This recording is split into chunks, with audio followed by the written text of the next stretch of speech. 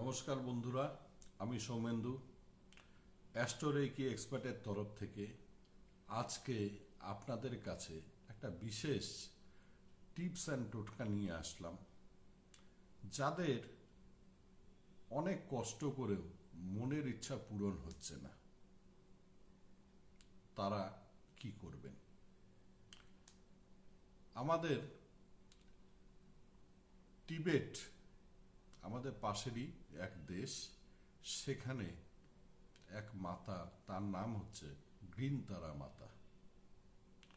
তাকে যদি আমরা স্মরণ করতে পারি মনের ইচ্ছা পূরণের জন্য, প্রতিদিন যদি 108 বার করে তার মন্ত্র উচ্চারণ করতে পারি, কিছুদিনের মধ্যেই দেখবেন আপনার মনের ইচ্ছা পূরণ হয়ে যাচ্ছে। মন্ত্রটা কি?